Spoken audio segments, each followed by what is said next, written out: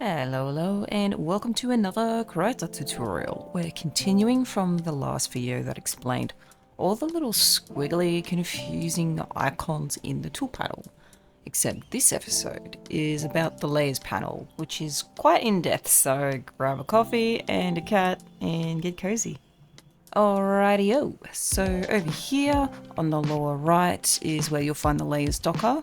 Layers allow you to basically stack images on top of your artwork. It's similar to stacking paper on top of each other, and it still gives you the ability to move individual art bits without affecting the other pieces.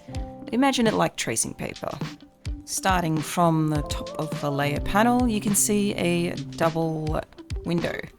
This allows you to pop out the layer panel so you can actually move it around and even drop it in a different section, depending on your preferences. And we've got the X icon. It does what it does. Just your typical close. If you accidentally close it, don't stress your pretty little butts. Your layer is safe and sound, and you can actually bring it back very easily. If you head to the settings and then Dockers, you'll find a section called layers, and you just click that and it all comes back. This part is quite in depth, so I will make another video that will go through each of the layer styles and blending techniques. You'll see a little drop down menu here, absolutely chocked bloody full of layer styles that can drastically change either individual selected layers, multiple layers, or even groups. For the sake of this tutorial, I'll just keep it as normal so I don't overload your little noggins, and I'll dive into that in another video. And layer filters. I have a tip for your beautiful butts that I really should stop being lazy about: naming your layers. Eventually, when you become a MLG Pro artist, you'll have hundreds of layers and folders. Here is mine from earlier on. As you can see, there's a shit ton of layers and a shit ton of folders. And this is where layer filters comes in handy. I want to look for final lines. All I have to do is type it in to the layers filters. It searches for it instead of me clicking around and spending ages looking for it. You know, deadlines are real, man. It gets intense. So yeah, this is a lifesaver. It's great. And we've got the layer opacity. The opacity just gives you the ability to adjust the transparency of the layer. It's pretty easy to use. Yeah, just change it around till you're satisfied. Ooh, ooh. And you got the 3 lines on the top here. Click on that and you'll see some options that will change the overall look of the layer, so you can suit it to your visual needs. Here you go. I have the thumbnails larger as my eyes are absolutely trash. The blending info is set to detailed so I can actually see the opacity and the style without having to click through each of the layers trying to find what layer style I had and the opacity. So I suggest having it set to detailed. It saves you a lot of time. And here we have each individual layer. Whenever you create a layer, it'll pop up with these little icons next to it. Here we have the eye icon. It basically just shows it or hide it so you don't accidentally mess with it. You know, I've done that plenty of times when I was meant to hide it, but yep. Then we have the tick.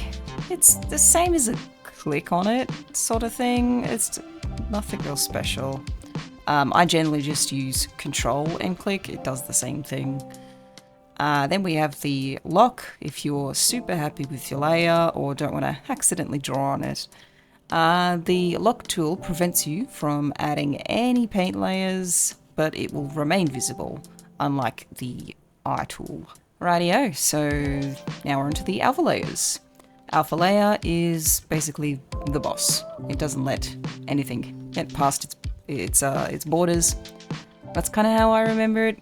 I know it's a little silly, but it works with my brain.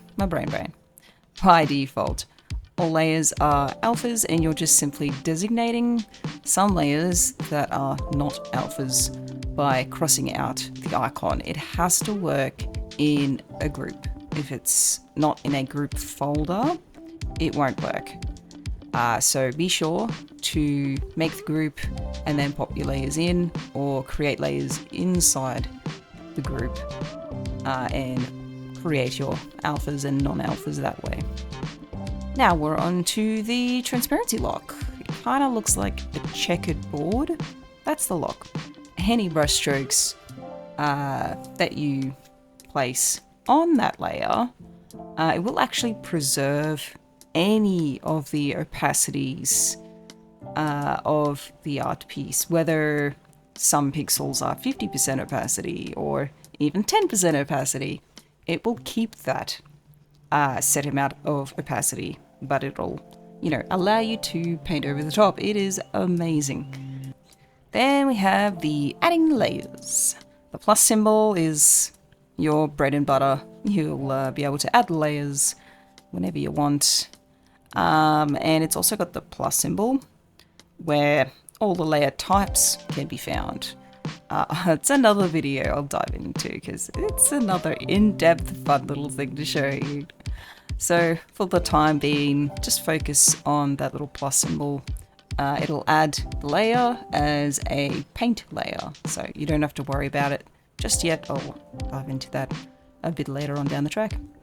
So that's it for the layer Docker icons and panels explained. I'll continue with another part that will dive into the layer properties and the layer styles and all that jazz. So stay tuned, and till then, I'll see your beautiful bots another time. Bye bye.